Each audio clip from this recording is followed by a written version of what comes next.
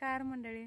तर बघा आता आपण कांद्याचं बी आहे का ना घरी तयार करायची अशी सिस्टीम केली म्हणायचं. कारण त्या कांद्याचं बी एवढं महाग आहे ना, तर त्याच्यामुळे आहे का ना आपण घरच्या घरी तयार करून मग आपण पुन्हा लावायला ती वापरू शकतो. म्हणून आहे का ना आपण घरीच तयार केले कांद्याचं बी. तर बघा कसं तयार करायची तुम्हाला सांगते मी. कांद्याचे जे मोठे मोठे कांदा काढायचे, चांगलं गोल गोल मोठं कांदाले असते ना ते काढायचे, त्याची बुडका कापायचा आणि बुडका कापून लावायचा. कारण जुन्या कांद्याचाच लावायचा, जरा जास्त नवीन कांद्याचं लावायचं नाही. आणि त्याचं मग ती वापून आल्यानंतर आहे ना त्याला एका ह्याच्यामध्ये त्या एका बुडक्याला आहे ना चार तीन अशा फांद्या फुटतात आणि त्याला मग असे गोंडे येतात. तर बघा ही आता आमचं खुडायला आलंय काही, हे बघा असं बी तयार होतंय. आणि फक्त ह्याचं आहे का ना उपटून घ्यायचं नाही, फक्त हे वरचे गोंडे असे खुडून घ्यायचे आणि मग ती वाळू घालायचं. वाळल्यानंतर ते चोळायचं, त्यात एकदम छान मस्तपैकी बी निघत आहे.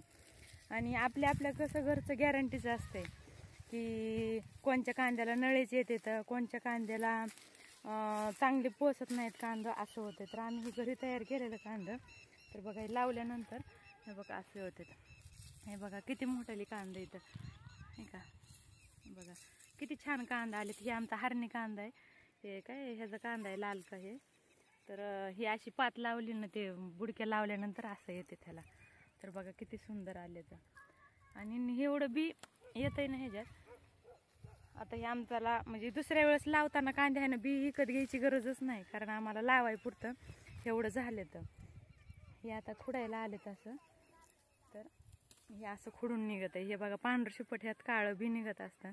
तर हे असं पांढरं झालं ना की ते खुडायला आले म्हणून समजायचं आणि मग ते खुडून घ्यायचं.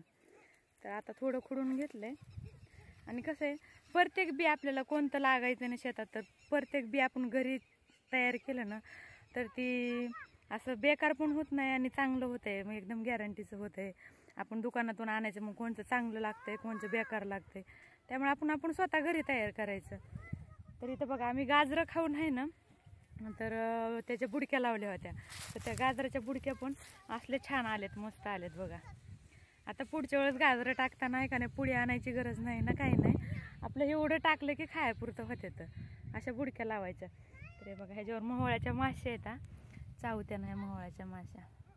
हे गाजराचं बी आहे, तुम्ही गाजराचा हलवा करतात ना त्याच्या बी येतं बघा. ही ह्यातलं रस नेण्यासाठी ह्या मधुमक्खी म्हणते त्याला, आमच्या इकडे मोहळ म्हणतात, मोहळाच्या माश्या. तर ह्यातला रस नेण्यासाठी हे असं प्रयत्न करायलेत. कसं असते पोट असते, ह्या पोटाला म्हणजे कणकण कणकण करून पोट भागवावं लागतं. तर तसं ही मोहळाची माशी करायली की थोडं थोडं थोडं थोडं रस सगळ्यातलं हे करून मग ते मोहळ तयार करतात आणि मग ते आपण पुन्हा खातो. त्या औषधाला तर इतकं छान असते ना, खूप छान असते. कारण त्या मोहळामध्ये आहे ना कशाचा प्रत्येक फुलाचा आहे का नाही रस तयार करून त्याच्यापासून ती मोहळ तयार झालेला असते. त्यामुळे एवढं छान असते ना लहान लेकराला खायला, तर एकदम भारी असते. हे असं आपण घरी भाजीपाला केलाय. तरी बघा असा आपला थोडासा भाजीपाला लावलेला आहे. तरी वांग्याची झाडं पण आहे ना, एक 8, 9, 10 अशी वांग्याची झाड लावलेली. तर त्याला पण एवढी वांगी छान यायलेत ना खायला, ते एकदम मस्त वांगे यायले. तर प्रत्येक कसं आहे आता लसूण पण काढायला आलाय, हे लसूण पण काढायला आलाय. तर बघा हे आता वांग्याची आहे का ना, तर बघा असे छान वांगे आले. तर आहे का हे पिकायला येतं. हे पिकलेल्या वांग्याची पण भाजी एवढी छान होती भाजी, आणि एवढं भरीत पण एवढं छान लागतंय ना, त्याचं लय भारी लागतंय भरीत पण. आता आपल्याला आज पण लसूण पण काढून टाकायचं, कारण लसूण काढायला आलंय. कारण जास्त वाळल्यावर पण आहे का ना खुडून निघतो. आणि इथं आपल्या आधी मिरच्या होत्या, ह्या मिरच्या काढून आपण गवारी लावली, तर ती गवारी पण बी पातळ झाली. आणि आता त्या गवारीला पण फुलं लागायलेत, पण जास्त उंच वाढली नाही, कारण आता उन्हाळ्याच्या ह्याच्यात जास्त वाढ नसतील. त्यामुळं आपलं पाण्याच्या हिशोबावर थोडं थोडं पाणी भेटते म्हणून थोडीशीच लावली आपण, एक खर्च पाण्यापुरती बाजारापुरती म्हणायचं. तर एवढीच लावली थोडीशी, जेवढ्या मिरच्या होत्या ना तेवढ्यातच लावली. तर एवढीच लावली बघा. हे आमचं गाव दिसतंय मागं.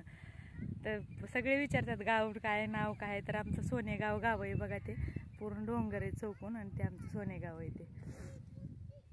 आणि चला आता एवढं झालं. आता ते बी काढे, बी तयार केले आपण, ते बी पण घरी घेऊन जायचे पाठी. कारण पावसाळ्यात पाऊस पडला ना की सगळे भाजीपाला लावण्याची तयारी असते. त्याच्यामुळे आता इथे चकवाताची भाजी एवढी छान लागते ना, त्या चकवातीच्या भाजीचं आहे ना, तर आपण असं चोळून त्याचं हे केलं, बी तयार केलं ह्याचं. तर बघा असं पण मंडळी तुम्ही पण आहे ना घरी विकत आणण्यापेक्षा थोडं थोडं थोडं थोडं आहे ना घरी तयार केलं ना बी सगळं, तर आपल्याला विकत आणण्याची गरज लागत नाही, पैशाची बचत होती, पैसे घालवायची पण गरज पडत नाही. त्याच्यामुळे आहे ना आपण घरी तयार करायचं आणि मग घरी थोडं थोडं माळवं आपलं खायापुरतं बाजारहाटपुरतं लावायचं. आता आम्ही पण असंच करतो, म्हणजे जे आपल्याकडं नाही ती पहिल्यांदा पुढे आणून लावायची, मग त्याच्यानंतर मग त्याचंच बी तयार करून मग लावायचं. कारण कसं असतं आता शेतकरीत म्हणल्यावर एक एक एक एक पैसा आपल्याला बचत करायचा असतो आणि कोणतं हातात येतं कोणतं येत नाही. त्यामुळे असं नाही की सगळ्याच भाजीपाला येतो. आता आम्ही कोथिंबीर टाकलेली, किती 20 किलो कोथिंबीर टाकली होती, तर तेवढी वायाला गेली, काही सुद्धा आली नाही. आणि मी तिथं जास्त टाकीतच नाहीत आता, कारण ती फायदाच होत नाही त्या मेथीचा, येईनच गेली चांगली मेथी.